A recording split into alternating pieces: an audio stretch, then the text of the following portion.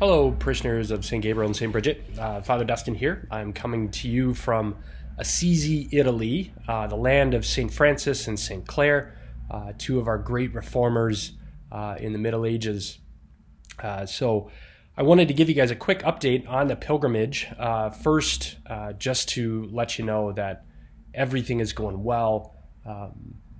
Yeah, it's been a tremendous pilgrimage so far. We've been to Rome. We spent 4 days there. We saw the Pope. Got to go to one of his general audiences, which was so wonderful, especially his reflection on the elderly and in the wisdom and the value that they provide beyond just their human dignity. Yeah, so it was a fantastic reflection. I know it stuck with a lot of folks on the pilgrimage in our group. And I apologize. I'm holding my computer in my hand, so it's wobbling. I will set it down, but it just kind of makes the screen a little bit darker. But yes, in Rome, we also got to pray, just have mass about 25 yards away from the tomb of Saint Peter, which I'll share that story with you guys in a later update. Then we visited Orvieto. The site of one of the church's most famous Eucharistic miracles, where when the priest was praying Mass at one point, the host began to bleed onto the corporal down below. That's that little white cloth that you oftentimes see our servers unfold as they are unveiling the chalice. They unfold the corporal onto the altar to catch any spillage of the precious blood or any crumbs of the host. From Orvieto, we came to Assisi, and this is where we are.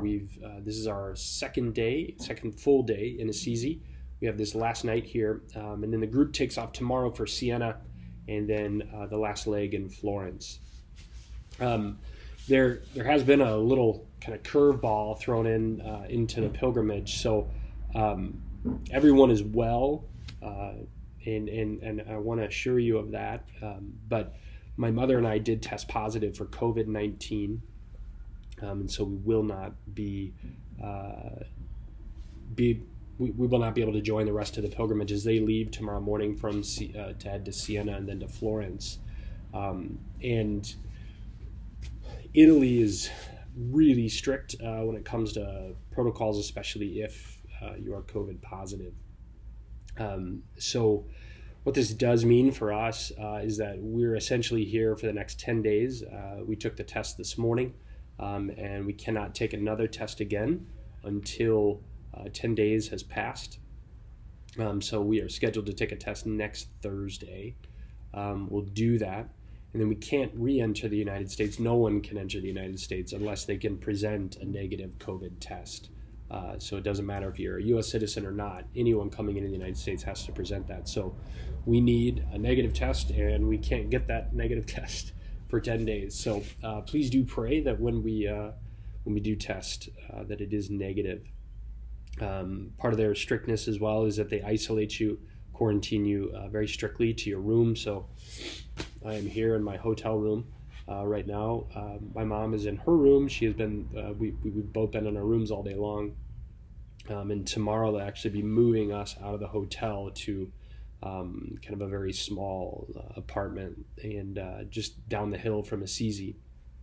And unfortunately, we won't be able to leave at all. They'll have to bring food and all that stuff and blah blah blah. So, but that's where we'll be for the next 10 days. I do want to say that I'm going to have a lot of time, mostly just trying to fill it with prayer and reading, and I'll have Mass each day, and we have all continued to pray for everyone back home.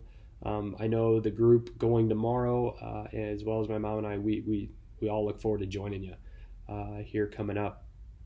But unfortunately, I probably won't be back praying with you guys in person until April 8th or thereabouts. I get home right now. It's scheduled to be late night on April 8th, provided it's a negative test. So that'll be the Friday just before Palm Sunday weekend. There is a priest coming this coming weekend. I did find coverage today. Father Danny Badel, great priest, a great friend of mine. He's going to be coming to cover Mass this coming weekend. He's also from Bishop Simon Brute College Seminary, just like Father Andy was, or is. and Father Andy was with you guys this past weekend. So please welcome Father Danny. As far as our symptoms go, like mine are pretty mild, just some congestion and a runny nose and just sinus stuff. So yeah, I'm so far so good, and I've kind of had that for the last couple days.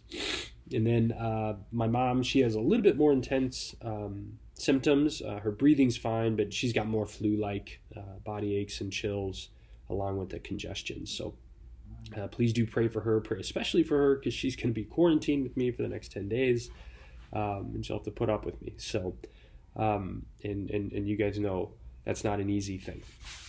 So anyway, over these next 10 days, guys, if there's anything you need, I'm going to be monitoring my email, even a chat. If you just need to talk on the phone, very, very available. We're 6 hours ahead of you, so I would ask that you keep that in mind. Please don't call at 6 p.m. your time, as I'll likely be in bed because it'll be midnight here. We are 6 hours ahead of you, but yeah, shoot me an email if you need to catch up, chat about anything. I have my computer with me.